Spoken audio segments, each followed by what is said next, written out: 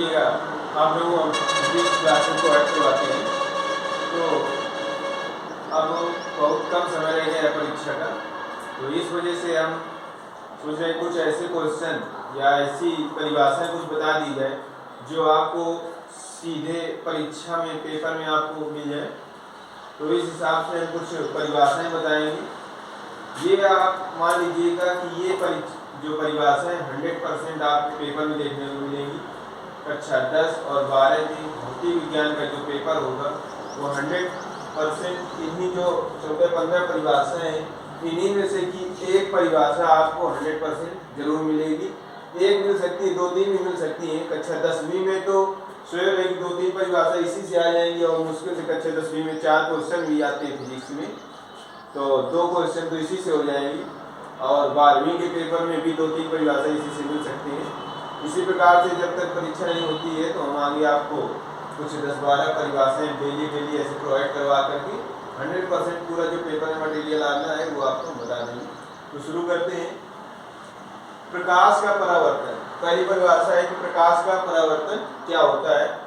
तो प्रकाश का परावर्तन क्या होता है कि जब कोई प्रकाश किरण किसी परावर्तक पृष्ठ पर आती है तो जिस कोण पर आपतित होती है तो वह प्रकाश किरण उसी माध्यम में उतना ही कोण बनाते हुए परावर्तित हो जाती है। इस घटना को प्रकाश का परावर्तन कहते हैं। अर्थात जब कोई प्रकाश किरण किसी परावर्तक पृष्ठ पर जितने कोण पर आपतित होती है वह उसी माध्यम में उतना ही कोण बनाते हुए परावर्तित हो जाती है, उसे प्रकाश का परावर्तन कहते हैं। प्रकाश का परावर्तन जो होता है वो 2 प्रकार से होता है, नियमित परावर्तन और अनियमित परावर्तन।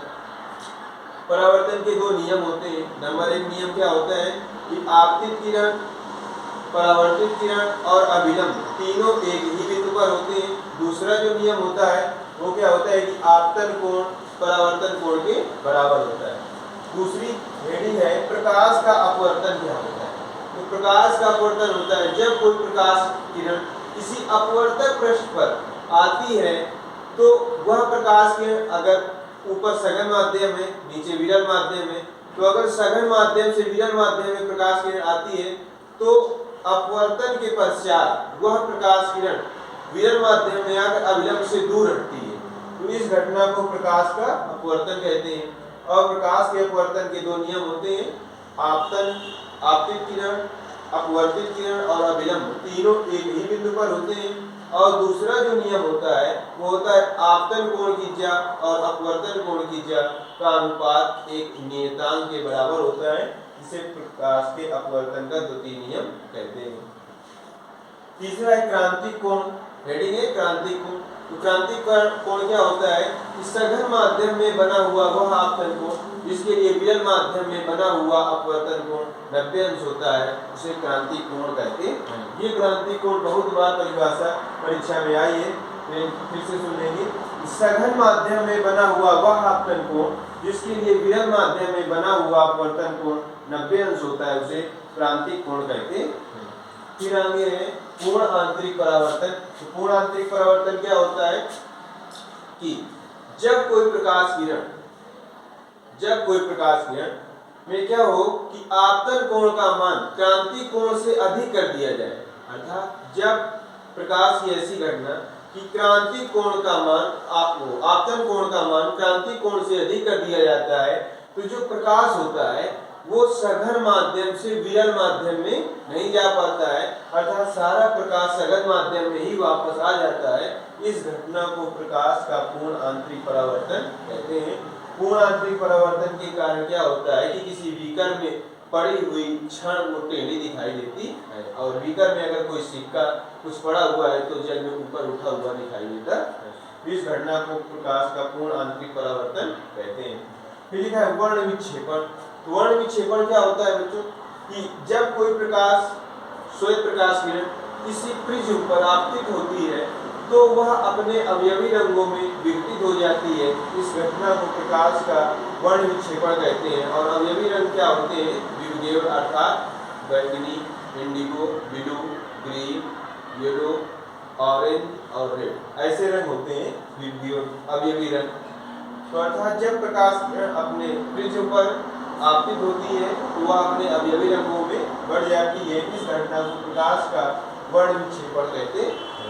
आगे वर्ण विक्षेपण क्षमता क्या होती है, तो बैंगनी रंग के विचलन कोण और लाल रंग के विचलन कोण के अंतर का अनुपात पीले रंग के विचलन कोण के अनुपात के जो बराबर होता है, जिसे वर्ण विक्षेपण क्षमता कहते हैं, जिसे ओमेगा से प्रदर्शित करते हैं। फिर लिखा है समंजन क्षमता क्या होता है कि किसी नेत्र द्वारा फोकस दूरी बदलने की क्षमता को नेत्र की समंजन क्षमता कहते हैं। फिर लिखा है दृष्टि दोष। दृष्टि दोष क्या होता है कि जब किसी वस्तु का प्रतिबिंब रेटिना पर स्पष्ट रूप से नहीं बनता है, अर्थात रेटिना से पहले बनता है या रेटिना के बाद में बनता है, तो उसे दृष्टि दोष कहते हैं। दृष्टि दोष मुख्य रूप से दो प्रकार के होते हैं, निकट दृष्टि दोष और दूर दृष्टि दोष। और भी तीन दोष होते हैं, जैसे कि अबिंदुकता होता है, जरा दूरदर्शिता होता है और कलर ब्लाइंडनेस होता है। तो निकट दृष्टि दोष क्या होता है कि निकट दृष्टि दोष में निकट की वस्तु हमको दिखाई देती है परंतु दूर की वस्तु स्पष्ट दिखाई नहीं देती है। इस दोष को दूर करने के लिए अवतल लेंस का प्रयोग करते हैं। दूरदर्शी दोष क्या होता है कि ऐसा दोष जिसमें कि दूर की वस्तु स्पष्ट दिखाई देती है परंतु पास की वस्तु स्पष्ट नहीं दिखाई देती है, उसे दूरदर्शी दोष कहते हैं। और दूरदर्शी दोष को दूर करने के लिए उत्तल लेंस का प्रयोग किया जाता है। इसके बाद क्या होता है कि अबिंदुकता क्या होता है कि अबिंदुकता में क्या होता है कि व्यक्ति अगर चेकदार शर्ट अगर पहने हुए या चेकदार कुछ है, लंबाई और क्षैतिज दोनों भी चीजें हैं, तो उस व्यक्ति को क्षैतिज केवल किरणें दिखाई देती हैं, अर्थात लंबवत किरणें नहीं दिखाई देती हैं।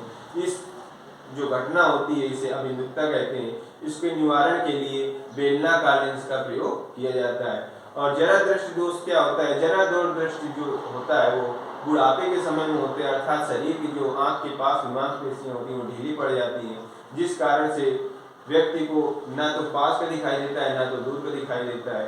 तो इसको दूर करने के लिए द्विफोक्सी लेंस का प्रयोग किया जाता है, अर्थात ऊपर अवतल लेंस लगाते हैं और नीचे उत्तल लेंस लगाते हैं, तो उसको निवारण किया जाता है, तो इसे द्विफोक्सी लेंस कहते हैं। और ये दोष जो होता है वो जरा दृष्टि दोष होता है। और कलर ब्लाइंडनेस होता है, तो कलर ब्लाइंडनेस क्या होता है कि जो प्राथमिक रंग होते हैं RGB उनमें व्यक्ति विभेद नहीं कर पाता है, अर्थात ठीक से पहचान नहीं पाता है, तो इसे कलर ब्लाइंडनेस कहते हैं। इसके निवारण के लिए कोई भी लेंस का प्रयोग नहीं करते हैं, क्योंकि ये इसको निवारण नहीं किया जा सकता है, क्योंकि ये जो रोग होता है वो जन्मजात रोग होता है।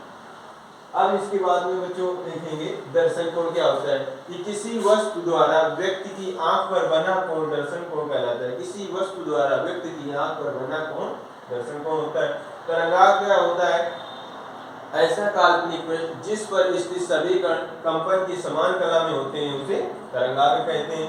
व्यतिकरण क्या होता है कि जब दो या दो से अधिक समान आवृत्ति की तरंगें एक साथ एक ही दिशा में चलती हैं तो अलग अलग तीव्रता के योग के भिन्न भिन्न होती हैं, उसे व्यतिकरण कहते हैं। जब दो या दो से अधिक समान आवृत्ति की तरंगें एक साथ एक ही दिशा में चलती हैं तो उनकी तीव्रता अध्यारोपण के सिद्धांत से अलग अलग तीव्रताओं के योग के भिन्न होती है, उसे व्यतिकरण कहते हैं। व्यतिकरण दो प्रकार के होते हैं, समकोषी व्यतिकरण और विनाशी व्यतिकरण। समकोषी व्यतिकरण में क्या होता है कि इसमें फाई बराबर 0, 2 पाई और 4 पाई ऐसे होता है। और विनाशी व्यतिकरण में क्या होता है कि फाई बराबर फाई और 2 पाई 3 पाई 5 पाई ऐसे होता है। और प्रकाश का विवर्तन क्या होता है, जब प्रकाश किरण किसी शून्य छिद्र से गुजारा जाता है तो प्रकाश अपने आंशिक रूप से अपने किनारों की ओर मुड़ जाता है, इस घटना को प्रकाश का विवर्तन कहते हैं। प्रकाश का ध्रुवण क्या होता है, जब कोई प्रकाश किरण किसी टूरमैलिन क्रिस्टल से गुजारा जाता है तो प्रकाश की किरण अपने दो अवयवी घटकों में भी विभाजित हो जाती है, इस घटना को प्रकाश का ध्रुवण कहते हैं। और लिखा है प्रकाश का वैद्युत प्रभाव, जब किसी धात्विक पृष्ठ पर निम्नतम आवृत्ति का प्रकाश डाला जाता है तो प्रकाश निम्नतम आवृत्ति का प्रकाश डालते हैं उससे उस धात्विक पृष्ठ से प्रकाश इलेक्ट्रॉनों का उत्सर्जन प्रारंभ हो जाता है, इस घटना को प्रकाश का वैद्युत प्रभाव कहते हैं, प्रकाश वैद्युत प्रभाव कहते हैं। तो ये सारी बच्चों हो गई परिभाषा, जो भी 14 15 परिभाषाएं हैं। आप इसको बार बार जो भी परिभाषा आपको नहीं समझ में आती है तो उसको बार बार थोड़ा बैक करके उस परिभाषा को ध्यान से सुनिएगा और कॉपी में जो लिखा है उससे रिवाइज कर लीजिएगा। ताकि ये परिभाषाएं आपको बिल्कुल कंटेंट हो जाए। ये हम दावे के साथ कह सकते हैं कि जो भी आपका परीक्षा होगी, एग्जाम होगा, 100% इन्हीं परिभाषाओं में से एक या दो परिभाषाएं आपको मिलनी ही मिलनी है, ये श्योरवाद है। तो आप परीक्षा में अच्छे अंक लाने के लिए ये परीक्षाएं आप जरूर सीख लेंगे और इसको अधिक से अधिक वीडियो को शेयर करिएगा ताकि जो जिन बच्चों का एग्जाम है उनको सभी को ये वीडियो प्रोवाइड हो सके। Thank you.